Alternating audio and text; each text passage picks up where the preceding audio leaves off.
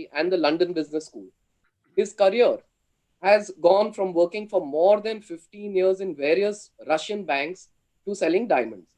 He quickly rose the ranks, and from being a director in the United Selling Organization of Alrosa, he took over as Deputy CEO, Head of Sales. He continues to lead the USO and oversee the sales unit. Thanks, Evgeny, for joining us today. Ms. Rupa Datta, and I always call her our friend, philosopher, and guide in Delhi, is the economic advisor for the Department of Commerce in the Ministry of Commerce and Industry. An economics postgraduate from Delhi University, she is in charge of the gems and jewelry sector. A praiseworthy quality of Rupaji, which we have noticed in our regular interactions with her, is that she is open to new ideas and believes in action and result-oriented schemes. One of her recent and biggest successes is her role in the implementation of the Common Facility Scheme for our sector. She also plays a key role in resolution of various procedural and policy hurdles affecting the gems and jewelry industry. And thank you once again for all your help, Rupaji, in these last 3-4 months post-COVID. Sanjay Shah. Sanjay Shah is a distinguished member of the GJEPC, spearheading the Council's Diamond Panel. He is also a co-owner in KBS Group, one of the leading jewelry manufacturers from many years in this country. For the past few years, Sanjay has been deeply involved in policy-related matters on diamonds at GJEPC and is also a director in the India Diamond Trading Center. To jump into our webinar today, and just to set a little context to what this webinar is all about, our exports of cut and polished diamonds have slowed down from a peak in 2017-18 at approximately $24 billion to a low of $18.6 billion last year. And this year in 2021, we will have another, I guess, historic low because of COVID. And we are trending 45% lower than last year. So that's as far as polished diamonds go. On rough diamonds, we've had an import peak of $19 billion in our country, which dropped to $13 billion last year. And we are trending year to date in 2020 at 50% down. So during the 2008 downturn, financial meltdown, crisis, which the world went through and which maybe, I guess, all of us panelists and our audience today were, I guess, there at that time. Both the miners, De Beers and Alrosa, took different strategies to beat the downturn blues, if I may say so. De Beers told us at that time that diamonds have been under the ground for millions of years. And if they lie there for some more years, they will do maintenance of their mines. While Alrosa sold the mine diamonds to Gokran at the quoted prices, and Gokran created an inventory which gave them huge profits when the markets bounced back. So my question to the panelists, Paul and Evgeny, would be that what's your strategy going forward, and what is the overall outlook for the diamond business in 20 and 21 for the balance part of 20 and this financial year till 31st March 21? What's your outlook? So anybody, whoever wants to go first, Paul, Evgeny. Do you want me to go first? I'll jump in there. Thank you. And Colin, thank you for, first of all, for inviting me to participate. It's always a pleasure.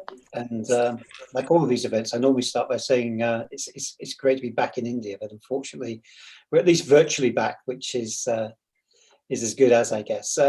Look, no one has a crystal ball. So let's be honest, we can't make forecasts about what will happen in the coming year with any great certainty, because let's be honest, we wouldn't have forecast COVID to have had the impact that it had. So we shouldn't profess to know what we don't know. But certainly I think the industry has responded very well, and not just from ourselves as a mining perspective and a producer, but I think across the pipeline. And that's the important part of this. It's about a collective response. Now, you asked what we were going to do. Well, I think we've demonstrated exactly that as we saw consumer markets initially in China close down, but then slowly across the world, and specifically the US, of course.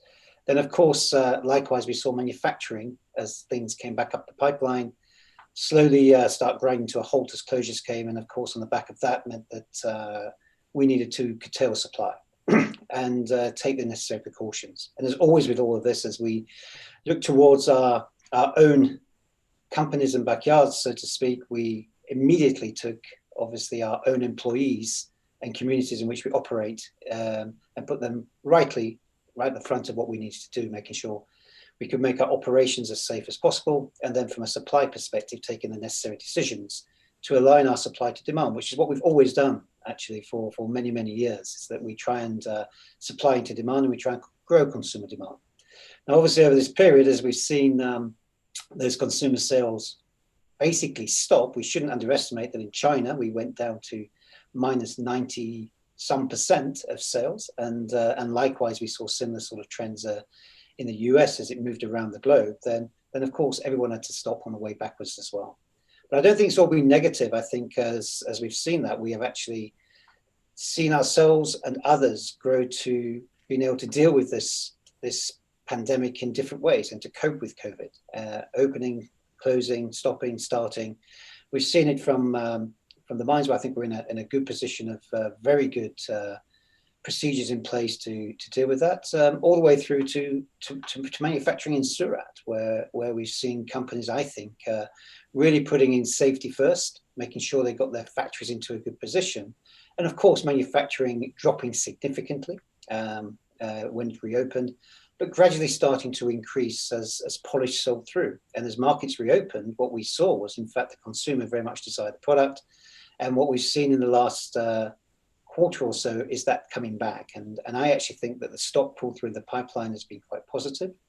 And as we start to see, as I said, Surat open up, but for ourselves, beneficiation as well, we are seeing factories starting to reoperate and sales starting to pick up a little. So as we look towards the future, which was your initial question, I think it's as a reflection of the past that the actual market is in a much better position. And I think coming out of that, stocks are down. Finance is actually probably in a better position as well. I'm sure we'll come on to that at some stage.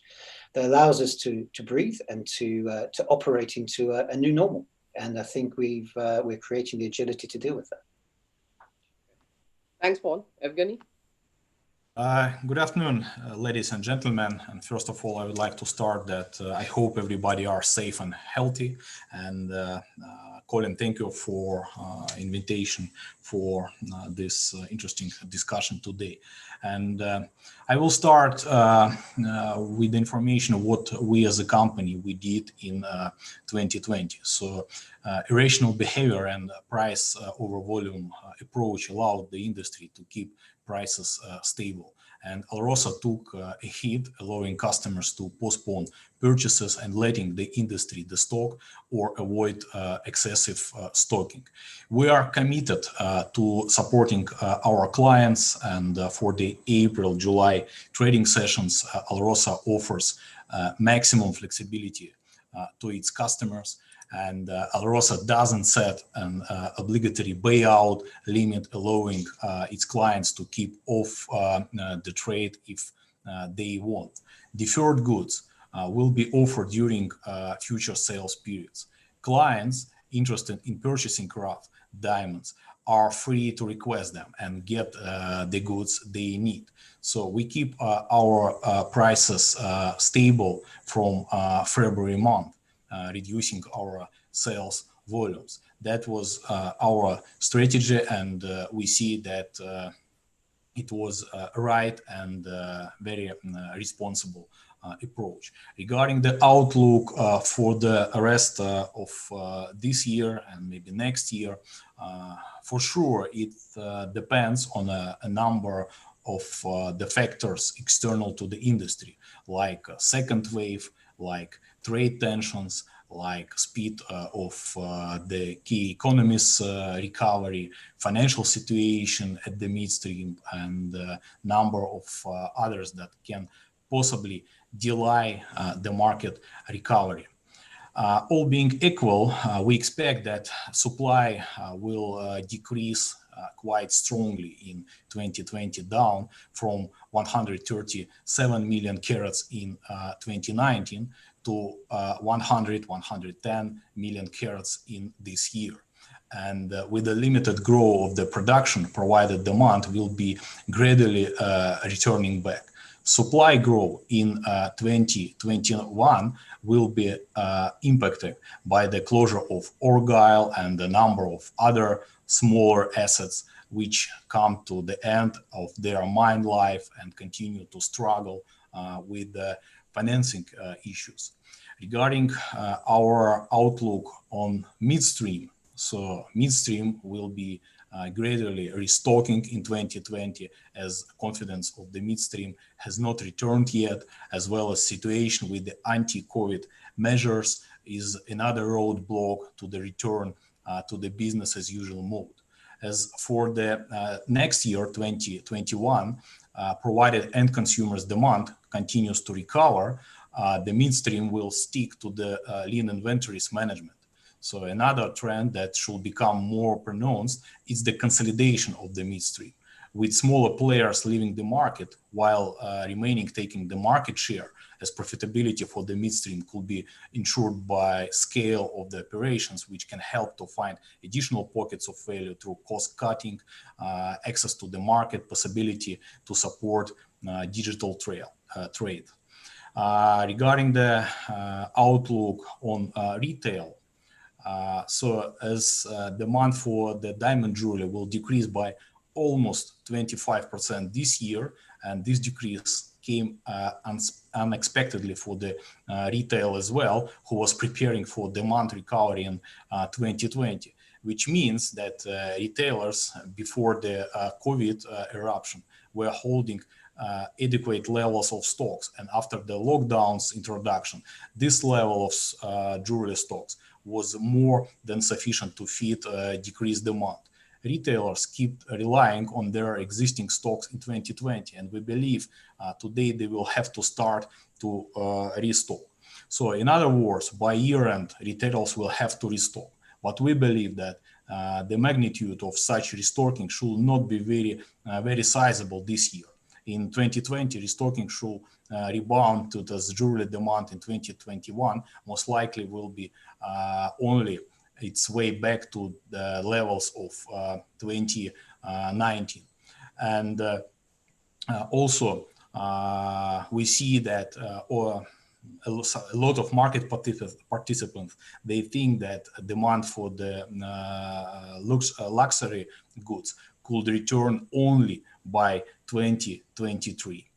So, and we see that as well with growing, will grow the share of sales through online platforms. That will be also a new trend in our industry.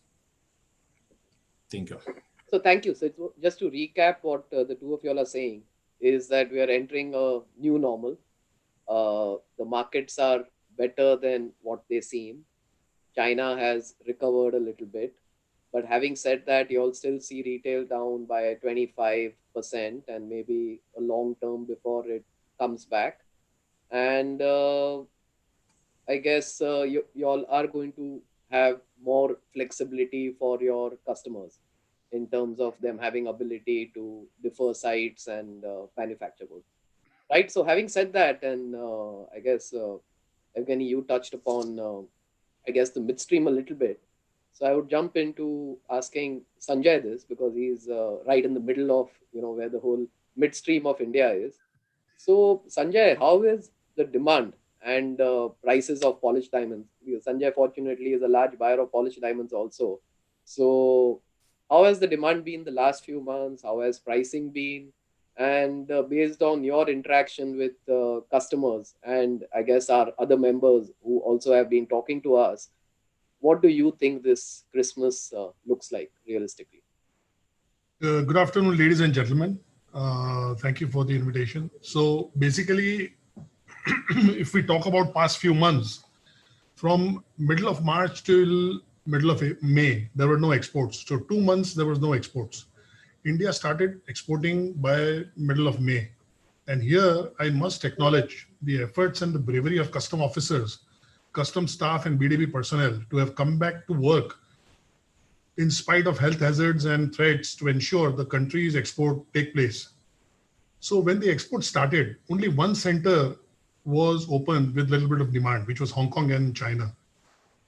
Last 3 months, no sale by the midstream, only one center open, oversupply of polished diamonds and little demand.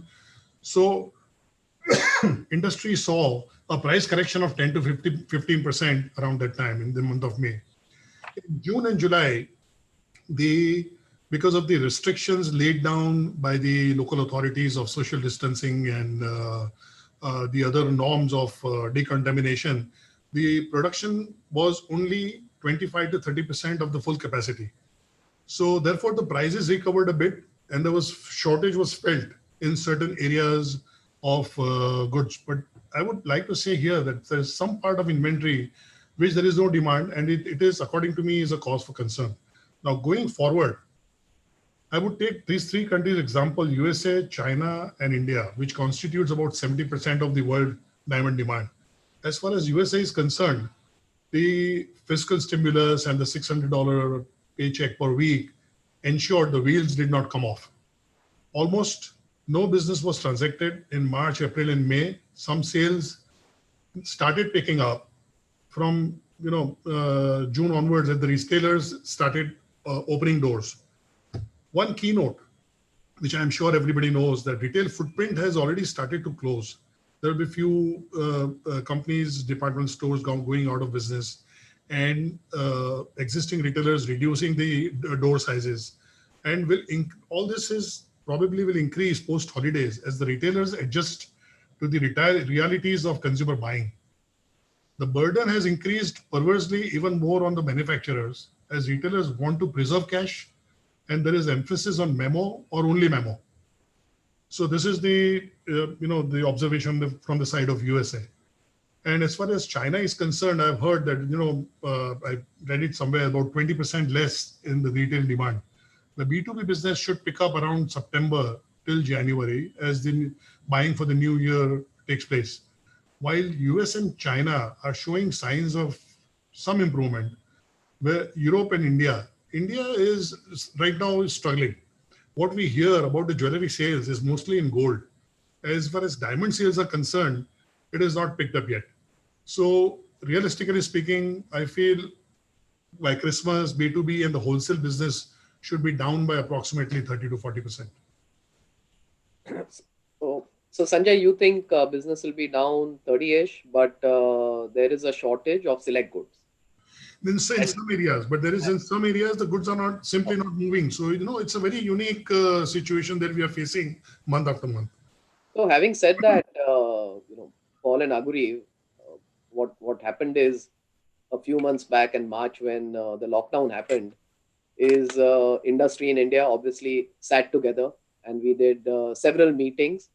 And one of the worry was, especially with the lockdown measures and partial opening of factories in Mumbai and Surat, which are the main hubs, everyone's worry was that if there is new rough imports done at a significantly low price by, say, a few players, then that would make the entire market go into some kind of crisis. And the number one worry, I would say, for the entire industry over here was cash flow, because payments were stuck, as we all know. With the entire world being in lockdown, there were no customers paying. Inventory levels were high because of all the imports which had happened in Jan, Feb, March. So there were a lot of goods in India, and cash was king. So having said that, the council and a lot of bodies got together and appealed to our members to do this voluntary ceasing of import for a few months till inventory, came back to normalcy. Cash flow became steady or stronger, I would say. And, the inflow of roughs into the factories and the market, anyways, with lockdown and with the measures being put in place, would have been a reduced manufacturing activity. So would like to know your views on, on this particular decision which happened on the India side. Aguri, we can go with you. Thank you, Colin.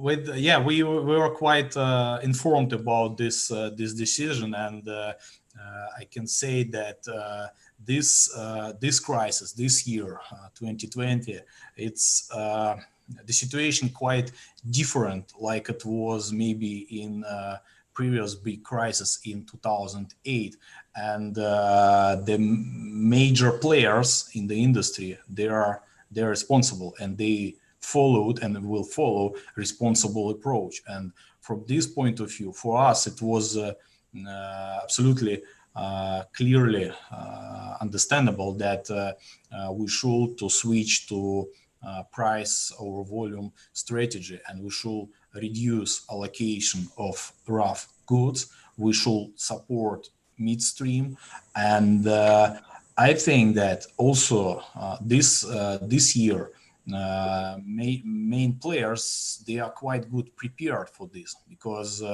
thanks to the situation last year was our local crisis in our industry, and linked with the overproduction issues. And during 2019 we solved this, I mean, as an industry. And at the end of the last year, beginning of this year, the whole midstream was in quite good situation from the inventories point of view. Talking about Alrosa, we have financial reserves. We increased our liquidity in the debt markets. So, and from this point of view, we followed this responsible approach, and we will follow this approach. I mean, only demand-driven decisions. And from this point of view, we, from one side, we agree with the decision of GJEPC, and we support this. From other point of view, I think also major miners, they provided confidence to the midstream, confidence to the industry, and I think it's like win-win situation from this point of view. Thank you, Colin. Thanks, Aburi. Paul?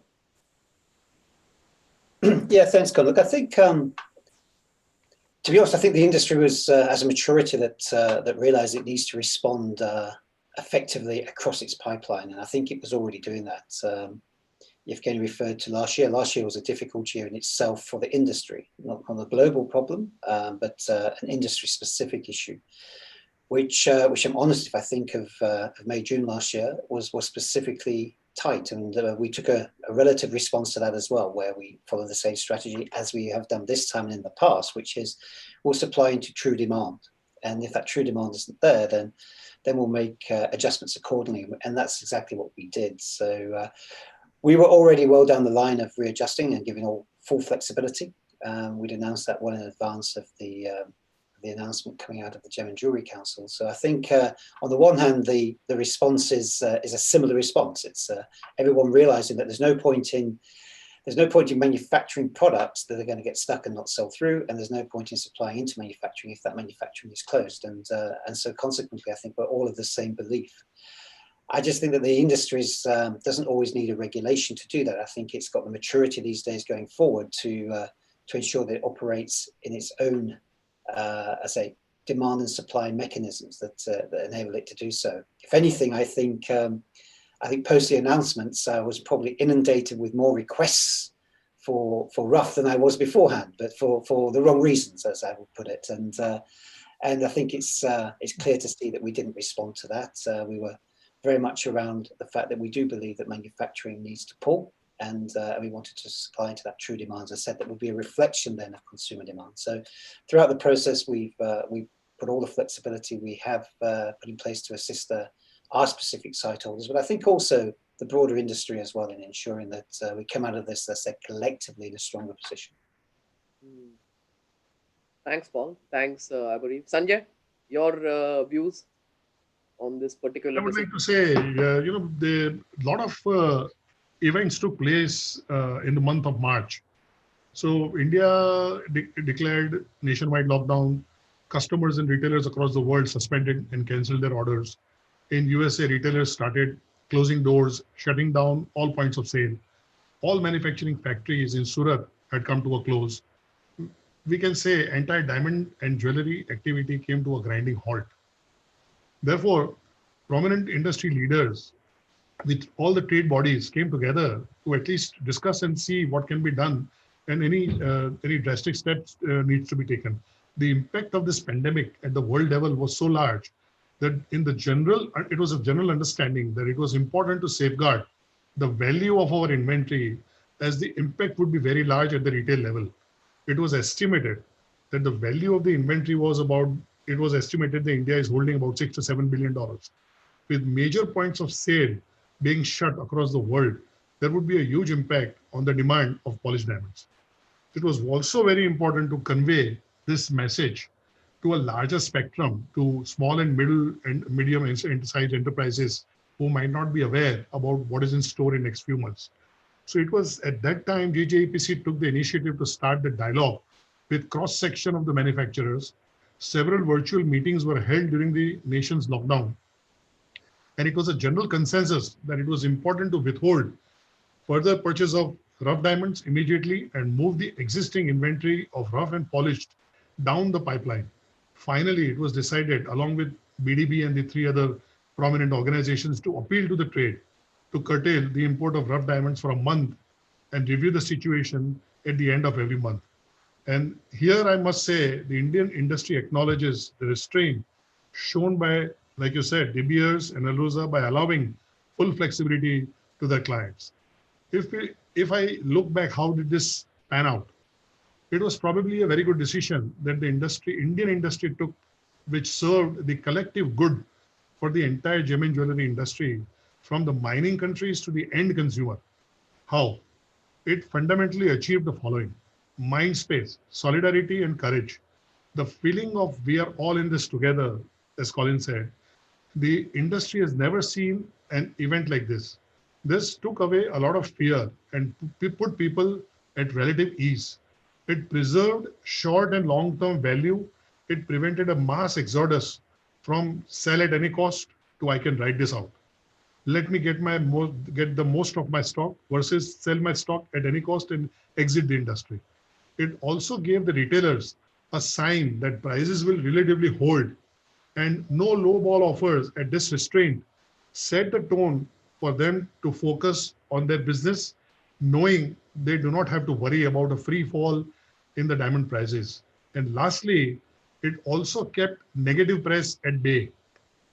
Relatively falling prices and panic selling would have been picked up by the media and made the consumers even more reluctant to buy diamonds.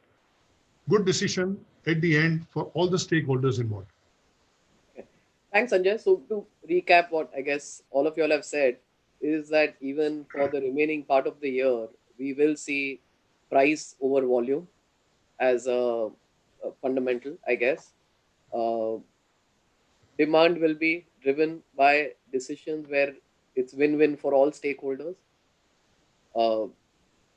Like what Paul, even you said, is that the true demand will force everyone to make adjustments, and then accordingly the pipeline will only have goods which are demand equal to supply kind of situation.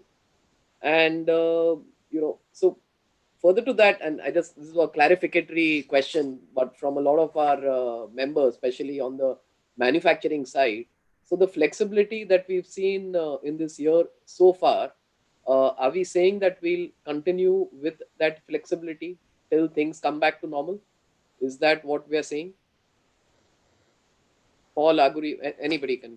I'll jump in. Look, I think from a flexibility perspective, I think it's important to be there with that flexibility. I think otherwise, how do we ensure our sustainability? So flexibilities will change. That's flexibility itself. Yeah. So I think we need to adjust accordingly, be alive to the situations.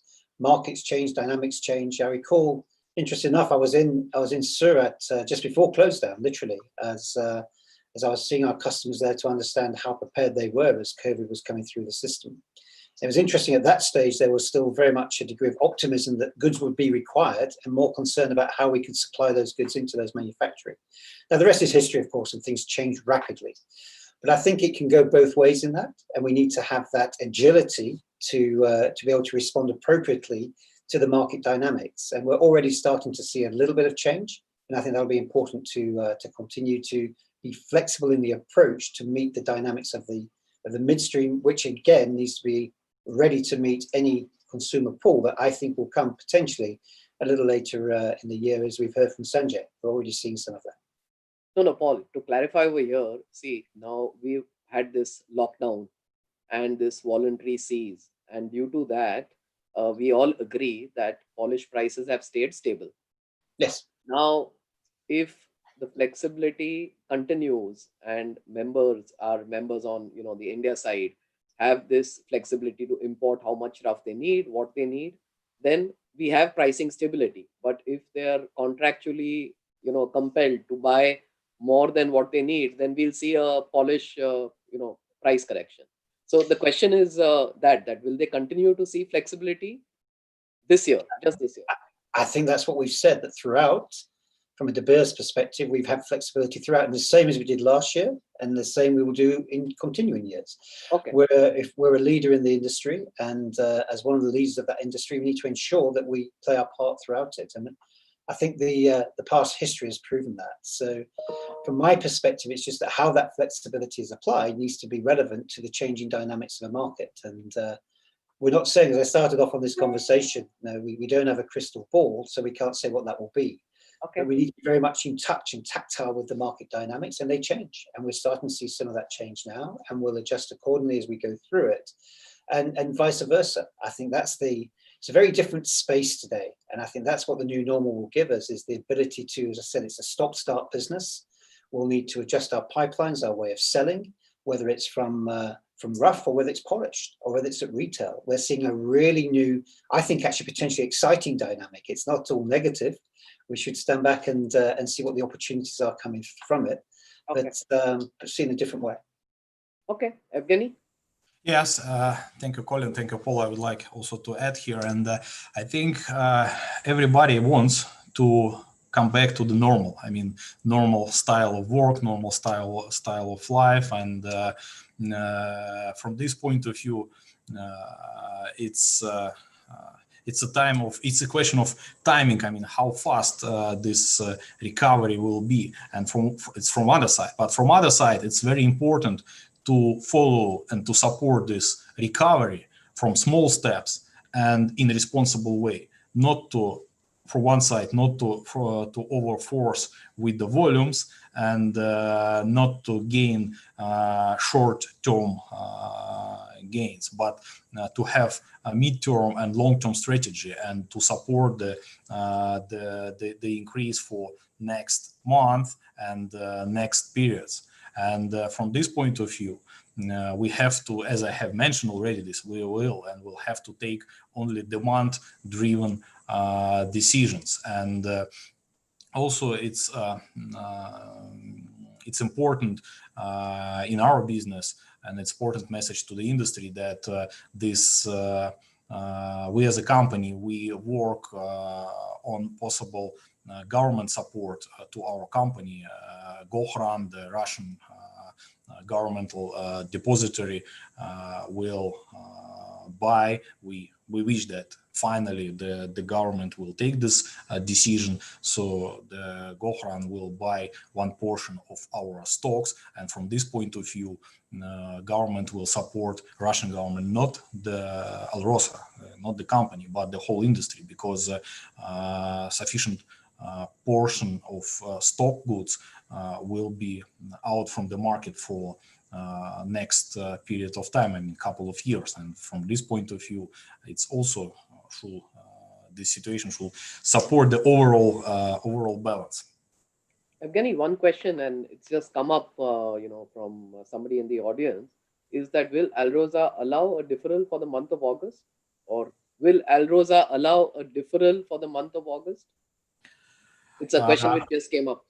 No, yeah, it's commercial question. We this week will announce regarding the rules for next August trading session, and but I will guarantee that we will support the industry and. Okay. So you will come back next week. Anyways, thanks. Thank you, Paul and Evgeny. So further to, I guess, the flexibility part, and don't shoot the messenger. I'm only asking you all questions which have come from our members. But what they all want to know is pricing. So, while flexibility and I guess, Evgeny, you said it, price over volume. So I guess that was very powerful. And the question is that while we do all agree that demand will always decide the pricing, but obviously there is going to be a correction in demand. So are we going to maintain pricing with control of supply, or are we expected to see price corrections? So it's a tough question. I understand, but would like to know your viewpoint. And Colin, I mean, you're aware we can't discuss prices. Yeah, I know. We're not in a position to do that, so we wouldn't venture into that space. I think what we've said throughout all of this, thinking of Sanjay, and as you said, as we looked into polished sales, I think there's a number of things we have to look at. We tend to talk of diamonds, but actually we need to segment that product a little bit. Different products move at different times and have different demand pools. Certainly in this COVID situation, there's no doubt that certified goods have been in a better position to move through to polish through B2B and into retail. And of course, from a manufacturing perspective, it's been the quickest to recover as well. And we're seeing different dynamics coming through. So I think we have to look at the industry, not just in a broader sense, but in specific products and understand how they're moving. I think what's really been encouraging is, and I agree with Sanjay, that we didn't see that big crash of prices that some people were fearing. And that's because as an industry, we responded well to the crisis, and we believe in our product. And I think that's what's really important about all of this, is that we've got a strong future ahead, and that future is positive for diamonds. That we see good consumer demand returning quite strongly, in fact, in the US and China. I agree on India as being a little slower, but each country is coming out of it differently. So as we go forward, I think we have to look at matching supply to demand and taking the right, as we reopen, taking the right decisions appropriately to the time. And that's where I think we need to look at going forward. But I come back, I think the encouraging news out of the US is that after initial slumps, there's perhaps a better than expected recovery to some extent. We're not to where we'd like to be, of course, but I think we're certainly seeing some good pull through, and likewise in China. And if we look at the reduction in supply to the market at the moment, as I said earlier, I actually think the stocks in the pipeline are in a much better position today than they were certainly this time last year even. So coming through that gives us confidence into the future. And in fact, if anything, I think we just need to make sure that we're able to respond to that consumer demand, because ultimately, and I think we're seeing that now, as I said, the market does change in its dynamics, is that we are feeling that pull, and we are starting to see some gaps, and we are starting to see some recovery in polished prices in certain areas as well, where we've seen some good appreciation. So it is that, you said, it's a demand supply mechanism, and that should be allowed to play through, and we monitor it very closely. So we can't say anything on price, we never would, but we will continue to take, as I said, our flexibility and our support for the industry. Okay, thanks, Paul. Evgeny? Yes. Thank you. I would like also to add, and regarding the prices, during April and May period of time, we saw on the market some of deals with significant discounts. I'm talking about the rough diamonds with minus 35%, minus 30%, and that was mentioned like a new reality, new pricing level. But situation changed, and based on this price over volume strategy, today we can see on the market, based on the tenders and the price correction is about minus 10%, maybe minus 15% to last levels. I mean, to the February and March, and that is the result. I mean, the situation is moving in the right way to be normalized. From other side, also I would like to mention that world has changed, and now we see broken logistic. We see that for the shipment we'll need more time. We see that it's not easy to work in our regions. I mean, to organize the trading session with in Moscow, for example, because people are not able to travel, and in Antwerp it's also not easy to make the shipment and to bring the goods. And from this point of view, also we have plus to this all these necessary measures to the midstream. I mean, for the manufacturing and social distancing and all these rules. And from this point of view, picture is very complicated, and now it's not so. The world is not so linear like it was before. Like just price reduction will easily bring the margin to the sector. It's not like this. It's a question of to make this complicated picture more efficient, and the same we see from the retailers, because there is delay with the new contracts, and we expected that the new contracts Midstream will receive in June, July. Now finally contracts started in August, and also retailers, they have to understand that now it's situation is not so moving, is not so fast like it was before, and to manufacture the contracts Midstream will take more, we will need more time for this production. So again, situation is very complicated, and it's not so linear formula just to reduce prices and industry will restart. Okay, so situation is complicated. Demand will be sporadic and specific. So decisions on pricing, supply, I mean, obviously everyone will be, take what's in the best interest of the industry. So I'll leave it at that. And Sanjay, coming to you is, so further to what I guess Paul and Evgeny both have said, is what do you think, considering you're in BDB and we're talking to diamond manufacturers, traders, I guess everyone across the pipeline, now that inventory levels are low. Okay, inventory levels obviously are low because manufacturing has been subdued. We do see that there should be some kind of margin which comes back to the business, hopefully, because everyone's producing less and selling less, and people will do that in a little, I guess, mature fashion. I'll define that inventory levels are low. I feel the inventory by not importing from the month of April onwards for about 2-3 months, the industry has been able to reduce the inventory by about 15%. Yeah. So Sanjay, my question is inventory, which is which turned out to be the right decision. So my question is that do you see consolidation? Do you see reduced business? Do you see margins coming back on our side? Or do you see everything happening? There is no doubt that the industry, I would hate to say it, but it is going to shrink this year. When everybody is accepting our exports and import figures are also about 40% plus minus less. So there is no doubt that the industry will shrink. Talking about consolidation, it only happens. The one major thing is very important, that there has to be a demand. When the demand picks up, everything else comes into place.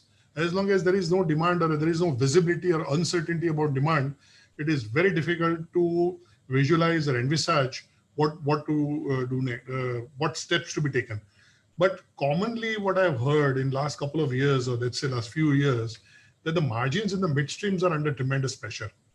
Industry is working at a very high risk and low returns. This is a general, I would say 70-80% people would say the same thing. And the Indian diamond industry and jewelry industry has been trying now at untenable risk for too long. This is a general perception and the view and the opinion. The Indian diamond industry, and we have invested most in the business. And now we all have realized that we need to be more profitable to be able to continue. Now, when the inventory goes down, there's a good chance, that the whole midstream should make an effort to make the activities profitable. And to add to this, we adhere to every international norm, regulatory requirement, making sure our people are taken care of and supporting massive infrastructure. I hope, I can, tell the viewers also that the mindset of the midstream is changed now to being sustainable and take those steps that ensures business continuance, and then make informed decisions on facts versus emotions. Okay. So having said that, Sanjay, I guess we're all coming to the conclusion, more or less, that at least the midstream has not really made money in the last few years. Okay. And having said that, the confidence with banks is low, because the bankers are finding, the business not so sustainable, profitable, or within all the norms? If you take even the rating agencies have taken a hard stand on our industry. So having said that, and Paul, Evgeny, and I guess Evgeny, you've been a banker too, and Paul, you've been part of this trade since the last 4 decades, and you've seen it through, I guess, various ups and downs. So I guess, and a lot of manufacturers, I must share with you, in the last few months, large ones, are saying that they want to become debt free in the next couple of years. Private sector banks are not too positive with our industry. Public sector continues, thankfully, to support us. But what is it that all of us could collectively do to make sure that this business stays profitable, sustainable? Any advice, Paul, Evgeny? Look, I And we think have a lot of bankers today who are viewing this, so they really want to hear from you. I'm sure. And look, I think it's like many things. I mean, we tend to isolate ourselves in the industry, and I mean, we have to look at what's happened over that period of time in general. What I think has, if we look at the last decade, we saw a tremendous increase in the utilization of debt. I mean, at its peak in around 2010, 11, we were sitting close to somewhere at the high 13s, $14 billion, but less than half of that today now. We've seen a dramatic, you're right, to the point of some customers really looking to really get their finances into a correct order, I would put it, and really working on that. And I think COVID has actually accelerated that process. We saw it happening last year. We saw a lot of changes. You'll know that from a De Beers perspective, we've been discussing for the last 5 years around financial transparency and compliance, all of which is to make our industry bankable into the future. And I think the industry has been on a trajectory. If anything, I think COVID has in fact improved the financial strength of the business, in that I come back, stocks are down, debts are down. I think the overall industry from a foundation perspective is looking in a stronger position on which to build than it has done for quite some time. It's important that we make sure that those foundations remain robust and that we continue to improve that confidence within the banking fraternity, because I think businesses have really come a long way actually in the last 2 to 3 years, and I think we're in the right direction. And I come back, stocks down, debt down. This is a much better position to be in as we look to start a recovery, and a recovery that I think we're not expecting a V-shaped recovery, but certainly recovery will come, and we should be positive in that perspective. And I think the banking and non-financial, non-direct banking financing of the industry should also be positive, which we've seen increase over the years. I come back again as well. I think every business is different. And I think we tend to look a lot at the industries, and it's true that we are an industry, but businesses operate differently. And we've seen a big change over that period of time. And I think, businesses come and go. It's a reality of life. But I think as I look to the future, I look so with a cautious confidence, to be quite honest. I don't want to be too bullish, because obviously we've got a long way to go. But certainly I think in the longer term, we're in a very good position. So would you, Paul, tell all our banker viewers that industry is in a better place today than it was 3 years back? I think it is in a better position than it was 3 years ago, without a doubt. In my opinion, there's no doubt about it. It may have been painful over the period at times, that's for sure. But coming out of the other side has been certainly a fitter and stronger business. Okay. Evgeny, you as a banker? Yeah, I absolutely agree with Paul, and so I can say this trend for the last three years. I saw it because I joined industry exactly 3 years ago in August 2017, and first thing what I did, I tried to understand the financial side of our clients, the whole industry, and for me it was much less transparent situation as it is right now. And I think thanks to this crisis, if I can say it in this way, we see that a significant number of our clients, they increased the financial discipline and they reduced their debt. They normalized their receivables.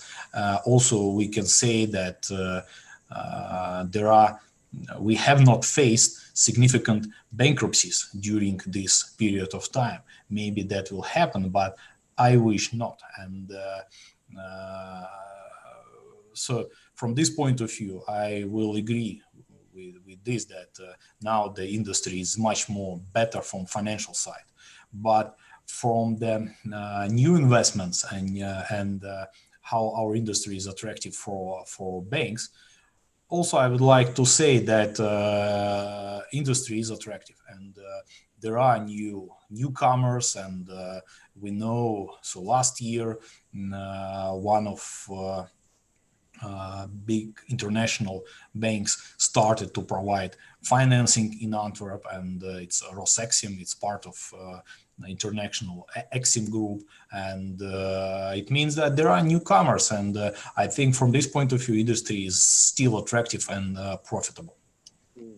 Okay, so I guess message to all our bankers, both the large, I think, godfathers to our industry, feel that the industry is in better shape today than 3 years back, right? I mean, lower debt, better inventory level, better receivables, more bankable than it used to be. That's great to hear. So coming to you, Rupaji, and sorry that took some time to, I guess, come to the government part. But Rupaji, the government and Reserve Bank of India have been extremely receptive to the situation and have brought a slew of measures, I would say, in the last 3-4 months to ease off the troubles of the Indian diamond tariffs with extension. So big thank you for everything which has been done, and your department's personal efforts, like we know, continues every day. But still, there are some small issues persisting, especially on the part of the private sector banks when it comes to listening or following the RBI circulars in the letter and spirit. So, any your take on this issue? Thank you, Colin.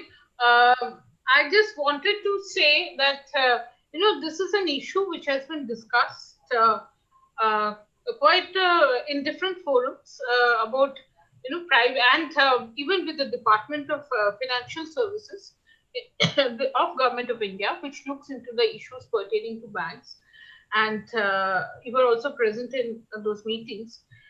We, from our side in commerce, understand that the need for the right kind of availability of working capital and ensuring that the loans and all and are available in time, and the present times you have got a lot of extension in time limits and moratoriums. We are from our side definitely trying our best to talk to the Department of Banking and see what can be done. And we would require a joint effort by GJEPC and us to move this ahead. But the issue is with private banks. Sometimes government can only give them instructions, but cannot really ensure compliance.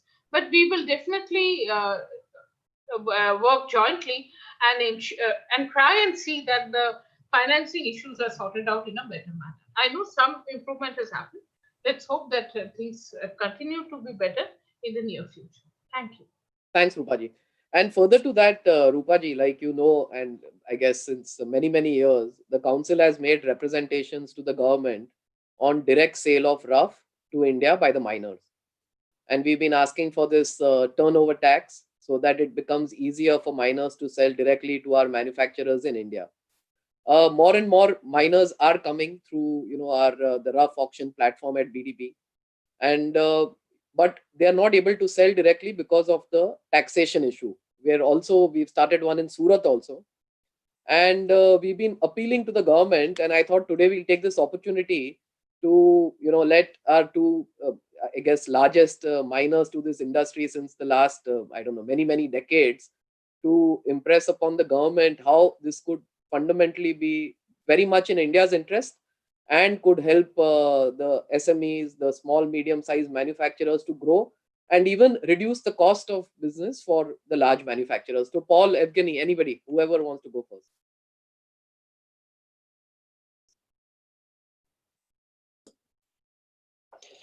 No, look, I think from my perspective, it's like obviously the lease regulation is always easier for everyone to operate within, so we would encourage that.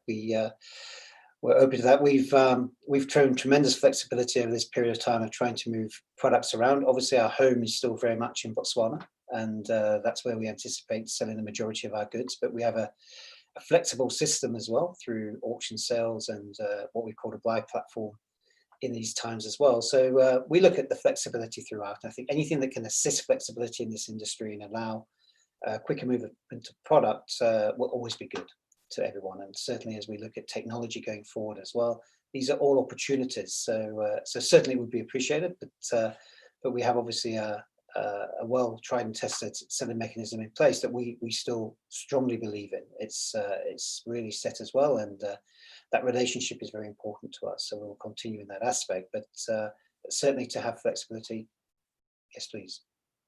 So further to that, Paul, and I wanted to take this opportunity where maybe you can even tell us a few words on how important is India in your scheme of things?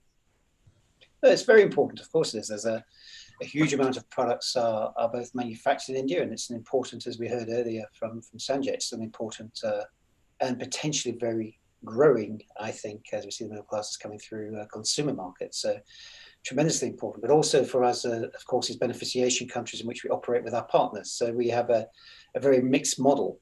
But rest assured, as I've said on every trip down to India, the success of India is truly connected to our own success. And the more that we can ensure that continues, the better. We're very supportive, and a great number of our customers come from India, particularly manufacturing. So I think, without a doubt, we are interlinked and will continue to be so. But at the same time, of course, as well, we're seeing that business also flexible in Indian companies operating out of beneficiation countries, and also, I dare say, spreading their risk over this period of time has been very positive for many, that they've been able to have different geographical footprints, which have allowed them to operate at different times. So I think that mixed model and anything that can encourage that for our industry is really important. But today, India is very important, as it will be tomorrow. Evgeny, thanks, Paul. For sure, India is very important for our industry, and we see that already were taken quite good decisions to organize the direct sales with the start of special notified zone at the bourse, and with the right international taxation rules. And from this point of view, I think that Indian authorities, they can continue to develop the trading infrastructure and for some convenient conditions to develop the trade inside India.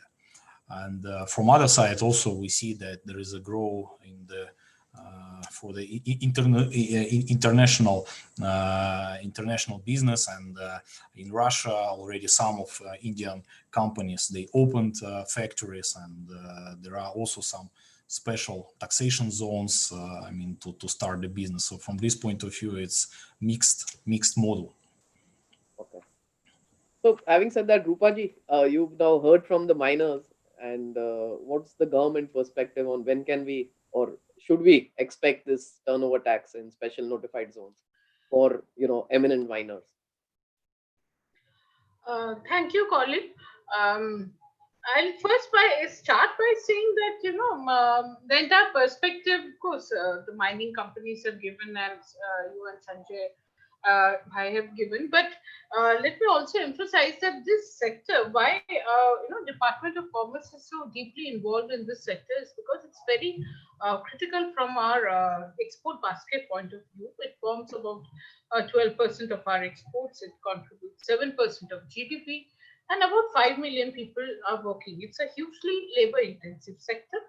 And of this entire gem and jewelry basket or portfolio, cut and polished diamonds form about, out of 40 billion, it was about 24 billion during the year 2017-18. But unfortunately, as all have mentioned, that global markets have really been deeply affected by the COVID pandemic. And there has been, for the period April to July, the diamond export specifically has shown a 60% decline. And it's still diamonds, cut and polished diamonds are still about 63% of our entire export basket. So it is a critical issue. And from Government of India, we will definitely take all steps and try to see what are the innovative ideas we can think of for promoting exports from this sector. Now I come to the specific issue which you have mentioned. The special notified zone was established in the Bharat Diamond Bourse in Mumbai in December 2015. The whole idea was to help the diamond miners to bring rough diamonds on a consignment basis and provide access to the small and medium Indian diamandaires who were not able to travel to Dubai, Antwerp, and other areas. And another SNZ has now been established at Surat. We do know that the SNZ facility is being utilized only for viewing sessions for rough diamonds by the foreign mining companies. And then these rough diamonds are exported back and e-auction is conducted from other diamond trading centers such as Antwerp and Dubai.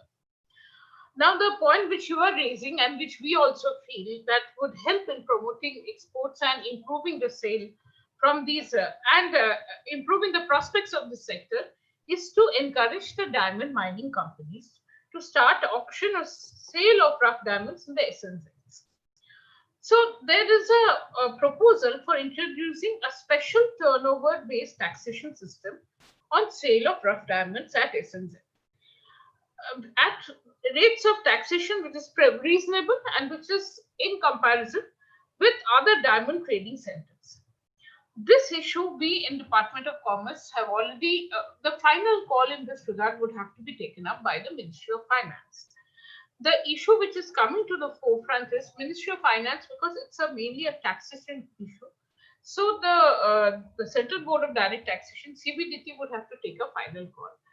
We have been following it up with the Ministry of Finance. We have sent a series of communications right from our Commerce Secretary to even our Minister, Honorable Minister level. And we are trying to have some more interactions, preferably meetings to discuss this issue.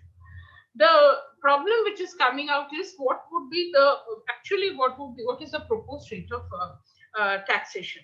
So the turnover taxation system, which the rate which industry is asking for and the rate which government thinks is just and appropriate, there is lack of convergence on this matter. This is what this is what is kind of, I won't say causing barriers, but it's impeding the issue from taking it to a closure. So what we need is have a detailed discussion, which we are trying our best to have. We have been following it up for the last couple of years, but I'm happy to say that it is now gaining a lot of traction, and probably in the present circumstances, we can push it a bit further. So once, if and when it happens, and we will try our best from the Department of Commerce to take it to a logical conclusion. This would definitely, I think, be a game changer for the industry, and it would help in ensuring easy and cost-effective supply of rough diamonds in the Indian diamond industry, especially for MSMEs. So I can only say that all efforts are being put for this, but both sides have to be a bit more open to the idea of, how do I put it, open to the idea of rethinking in terms of the rates of taxation, the turnover tax rate. So both income tax, both Department of Finance and the Income Tax Department and the industry have to move towards looking at a kind of, where there's a convergence happening. So we will definitely play in Department of Commerce the role of a facilitator as far as possible. And I feel even initially when the SNZ was set up, even display of diamonds was an issue which took a long time to get sorted out. And once the SOPs were in position, the SNZ is flourishing, I would say.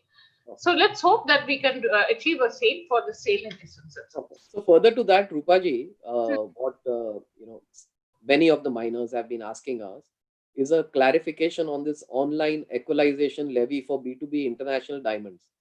So what is the view of the government on this? What can we expect? Because I guess the essence of this levy was to tax companies who were selling B2C, and miners is a B2B business. So with a 2% online equalization levy, actually it is a disincentive for doing online business. So does the government have a clarification or view on this for the miners? But Colin, I understand that you have already, because this is again a purely Ministry of Finance issue, and this was mentioned in the budget of 2020. I understand that GJPC has already represented their apprehensions to Ministry of Finance, and this has been flagged even before our Honorable Minister. So we from our side also have also requested Department of Revenue to examine the matter. But I would suggest that we, both of us, you also from your side and we from DOC side, try to push this as far as possible to get a clarity on the perspective of Ministry of Finance. So another perspective that okay, thanks Rupaji, from the miners. So a long-standing demand of I guess the manufacturing industry in India has been a reduction on the polished diamond duty from 7.5 to 2.5. And in our discussions with the government and even in the trade, is that since we are net manufacturers, why do we need this duty to be reduced? When India is not such a large market for polished diamonds. So I wanted the miners' perspective on this, and maybe you can help us explain what the trade needs as to why trading or import of polished diamonds is important to make even manufacturing in India viable. So that's what the trade wants. And Paul, Evgeny, your opinion. And Sanjay, then we'll come to you. Maybe it's more easy to answer for La Rosa, because part of our business in our group, we have a division responsible for polished goods. And last year, La Rosa acquired the biggest one factory in Russia, Smolensk Crystal. And from this point of view, we increased our polishing business, and I think that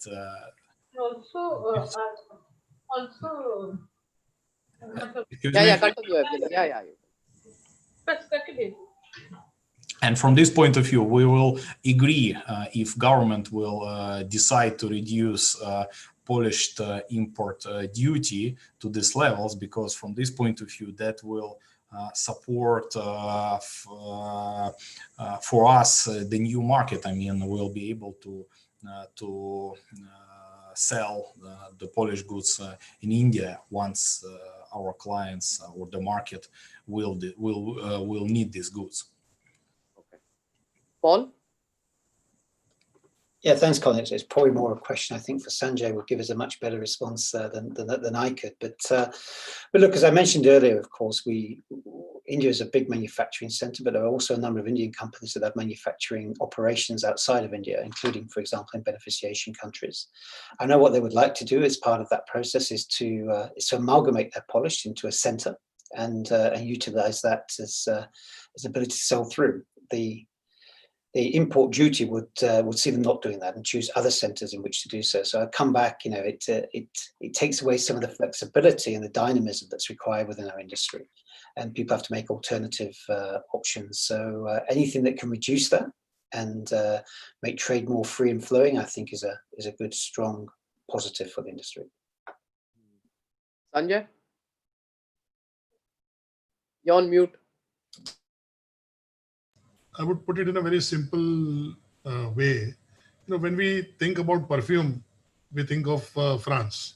We think about watches, we think of Switzerland. So when we talk about diamonds, there's a golden opportunity for India to become a diamond hub. When I say diamond hub, means manufacturing, distribution, and trading. So I think 80% of the world's diamonds are processed and manufactured here. 20%, which is outside India, out of which 70% beneficiation factories are owned by Indians. So India is already a manufacturing hub. All these diamonds which are polished outside India, when they are brought into India with a much reduced duty that we are proposing, then we can easily become a distribution hub. And this is the reason, one, the government, now is the opportunity. This is, like taking away business from all the trading and distribution centers. See, imagine one thing, why we have to buy from a trading country where we are going to consume as an Indian on our own. So if you think about the larger picture, then I think it is a simplest form. I'm not saying that, I think it's an industry's view that reduction in duty. Just imagine the goods which is produced and manufactured outside India, they go to Hong Kong and Dubai and they sell it cheaper than what it is costing to Indian manufacturers. So it is very difficult to distribute also. Once we get the goods here, when I'm talking about a distribution hub, all the orders, all the major customers would make India as a stop, and eventually, I'm 100% convinced that it would get greater revenue than what we are at 7.5%, more revenue by reduction in duty by 2.5, because that much more business will increase. Okay. Thanks, Sanjay. So I guess thank you, everyone. I think it's been a wonderful last 1 hour, well spent on all the issues that I guess our industry faces in this, I guess, very unusual times. So over to, I guess, one by one, all our panelists. You all have all been with this industry, including you, Rupaji, for many, many years. So what would be your message to the viewers today? We can start with you, Rupaji. Colin, before I give my concluding remarks, I would again reiterate the point which about this reduction of duty for cut and polished diamonds. I think you know the issue, and I appreciate what Paul and Eugenie and Sanjay have said. But the general thinking, and I can tell you because we in government have to take the entire perspective in mind. The general thinking is that rough diamonds come in duty free, and India is a hub for cutting and polishing of diamonds, where 92% of the 92% of the diamonds are cut and polished in terms of volume in India. So the need for reduction of duty in cut and polished diamonds, while I appreciate the points raised by all of the panelists, if you really want this to fly, I would say that you have to come up with a very concrete and specific proposal highlighting all the issues as to how India becoming a hub for diamonds, which includes the cut and polished diamonds, and how the reduction, it's not only a question of revenue. I think revenue is one of the angles. Point is, we have to have a very, very convincing agreement from the government perspective, which we can then, move ahead with revenue. So it would really be appreciated if you come up with a concrete proposal. Sure. We'll do that. Thank you. Now coming to the conclusion, I would like to say that this was a very, very interesting discussion, and I'm happy to know that situation is improving, and market demand is improving, and prices are holding, and all the major diamond companies and some of our major diamond players are looking at a brighter future, because it was always felt that with this disruption of supply chain due to COVID, one of the major areas which have been affected and which you can see all across the spectrum is the luxury and retail, high-end retail sector, and diamonds come in that category. So while demand is taking a bit of time to pick up, and let's hope it's a V-shaped recovery and not a U-shaped recovery, but the demand for apparels is also facing a lot of problems. Demand for luxury products like diamonds would take time.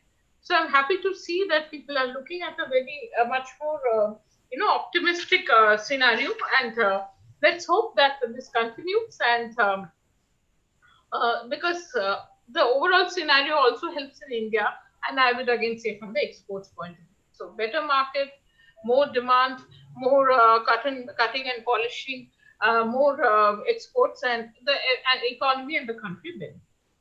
Now, while concluding, there are a couple of issues which I would like to mention that, that's obviously from the India specific point of view. One is that, this sector is not very well organized. So, and this was a problem which was faced, I think, during COVID. The more organized sectors in terms of manufacturing were able to better adjust. While this is very labor intensive, there's a huge amount of skills available.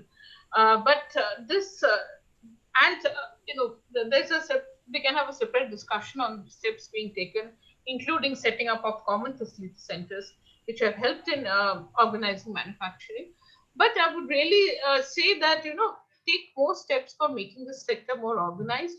Let the, along with the front end, the back end also become, let us focus on that, so that the workers who are working in this industry continue, they get all the benefits, they get all the facilities, they continue working in this industry, and this skill dissemination, happens over generations also. Another critical point which I would like to mention is that from the Indian industry's point of view, and obviously from world also, that we need to move up the value chain, where this industry has to look up at products which now cater to meeting the demand of millennials, and probably tying up with some of the world renowned retail brands, looking at developing segments such as other areas such as colored gemstones and silver jewelry, etc. And even for diamonds, looking at lighter jewelry, more contemporary designs, and studded jewelry, which would have demand all across the world, was really the need of the hour. And I would like to also conclude by saying that I would request the industry and the entire community of jewelers to ensure that all transactions are traceable. Credibility is ensured at every level. There's an end-to-end tracking, and there's a faith amongst all the stakeholders, including the banks financing the transactions, the insurance companies giving the coverage, and customers across the world expressing their satisfaction with Indian products and reaffirming their skill for our talented craft persons. So this would be my message to the industry for something to look forward. Once I think they're slowly getting out of the effect of this COVID pandemic, so these should be some of the key areas we should focus. Thank you. Thanks. Thank you very much for that, Rupaji. Paul, Evgeny? Just quickly concluding, I think I agree on the need for transparency and reorganization. We've been on that journey with our customers for, I said, a good 5 years and more, and we're very much of belief that the industry needs that to make sure that it's bankable into the future. I think we've been through a number of crises, certainly in my 4 decades within the industry that you mentioned, Colin, and I think one thing this industry does have is tremendous resilience and innovation. Actually, it has the ability to reinvent itself and to make sure we come out of the other side. And I think that will happen again this time. I think we've done actually well to adjust in this period of time. I think it's about a collaboration across the pipeline from retail all the way back to the mines that have been able to find the right way through this. And I think, as I said earlier, looking into the future, we do see some good signs picking up. It won't be a massive V-shaped recovery, I believe, but I think the longer term, our product is incredibly desirable, and we should be looking to the future. And I think we should look to that future positively. Thank you. Thank you. Thank you for those positive words. Kenny? Yes, thank you, Colin. So I would like to say that from this crisis, we should learn a lot, and we should use this crisis to make our industry more stronger. And already we provided a lot of confidence to the midstream, and we invested a lot for this current balance, and we have to save this, and we as all players, we have to follow not short-term gain strategy, but we have to follow mid-term and long-term strategy. And this will be finally, as a responsible approach, will make the whole industry stronger and better. Okay, thank you. Sanjay? This pandemic has shown us the value of our relationship. I think going forward, 100%, people will start valuing each other because it's the unfortunate passing away of a close or known member has put a question mark that, so having said all these things, as an industry, what we should do is that while we focus near term on our individual business, we need to simultaneously work making sure that the message of diamonds remain on the consumer radar. The younger generation needs to be bought into the beauty of diamonds. The trade has to come up with an effective integrated plan. And the lab and natural will have to change the dialogue of their positioning and not disparage each other, but find their unique voice and not at the expense of each other. Diamonds are still desirable for the consumer. Let's make sure our actions cement and enhance that desire. Okay. So well said, everyone. And I would only end at that note that, what this pandemic has really done. And today is a testament to that it's cut all of us physically from each other. So, Rupaji is in Delhi, you're in Kent, and you're in Russia, Sanjay's in BDB, I'm in Worli. And it's amazing that how all of us have connected so well together and we're having such candid, frank speak. So that's what maybe this pandemic has done, not only to us, but I guess everyone around us. And what I guess all of us are doing more is we have intensified our bonds with not only, I would say, business relationships, but even all our personal relationships. And, when we emerge from this unusual crisis, I guess there will be a renewed focus on relationships because they mean so much. And what better than diamonds to once again play a crucial role in this ultimate expression of love and celebration of life. So on that happy and positive note, I would like to say thank you, everyone. Thank you for joining us. And from all of us at GJEPC, I guess goodbye and best of luck for the rest of the year. Thank you. Bye. Thank you. Bye-bye. Thank you. Thank you. Stay healthy. Thank you. Bye-bye. Bye-bye.